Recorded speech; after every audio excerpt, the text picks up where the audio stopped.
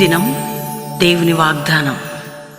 ఈ ఉదయకాల సమయంలో ఈ దినం దేవుని వాగ్దానం చక్కటి ఆత్మీయ కార్యక్రమానికి ప్రేమతో ఆహ్వానిస్తే ఎలా ఉన్నారు? బాగున్నారా?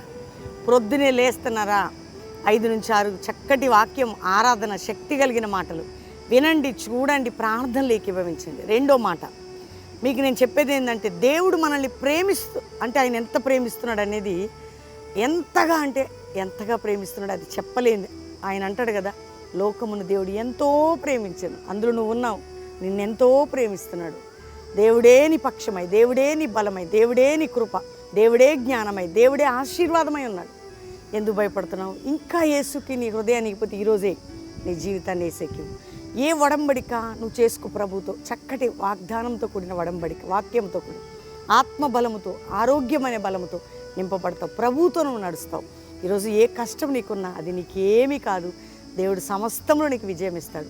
ఈరోజు మనం ఒక చక్కటి వాక్యం చదువుకుందాం. వాగ్దానం రాజుల 2వ గ్రంథం 3వ అధ్యాయం అద్భుతమైన మాట 17వ వచనం. యెహోవా సెలవిచ్చినదేమనగా, గాలియే గాని వర్షమే రాకపోయినను మీరును మీ మందలను మీ పశువులకు త్రాగుటకు ఈ లోయ నీళ్లతో నిండును. ఏం లేకపోయినా నేను అద్భుతం చేస్తా.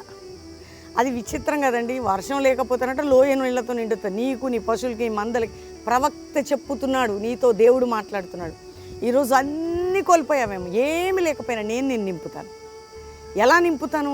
నీవు, నీ కుటుంబము, నీ పశువులు, నీ మందలని అంతా చెప్తున్నాను, నీ దేశం, నీ ప్రజలని. ఈరోజు నీ జీవితంలో కూడా ఏదీ లేకపోయినా ఆయనే వాగ్దానం చేస్తున్నాడు.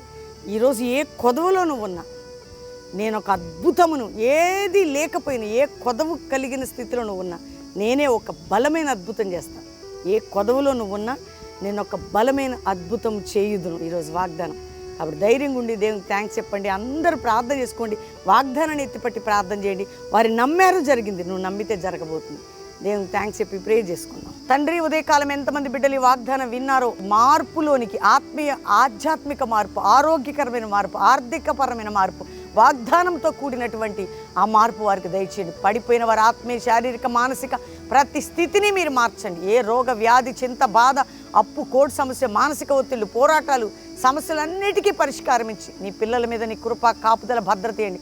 ఇతర దేశాల మా ప్రియులందరినీ కాపాడి రక్షించి వారు ఏ కొరతన్న తీర్చి వారున్న దేశంలో ఉజ్జీవం, రక్షణ, అభిషేకం మీరు దయచేయండి. మా దేశమును క్షేమము, రక్షణ, నాయన ప్రస్తుత పరిస్థితులని సమాధానకరంగా మార్చి మీ కృప, సమాధానం, నెమ్మదిని దయచేయండి. ఎవరెవరికి ఏ రోగ, వ్యాధి బాధలున్నా తీర్చిన, ఎవరికి బిడ్డలు లేరో గర్భఫలం ఇచ్చి, ఎవరైతే ఈరోజు మ్యారేజ్లను వారిని ఆశీర్వదించి వారి కుటుంబ జీవితాన్ని, ఎవరి బర్త్డేను వారిని బ్లెస్ చేసి, ఎవరికి కొదవున్న తీర్చి, కల్వరి మినిస్ట్రీకి ఏ తక్కువనని గ్లోరియస్ అనాయింటింగ్ నీ మహిమ కలుగునుగా కానీ దీవిస్తూ, శుభములని, ఆశీర్వాదాలు ప్రకటిస్తూ మీరు మా అందరికీ తోడై ఉండమని యేసు నామములో అడుగుచున్నాం తండ్రి.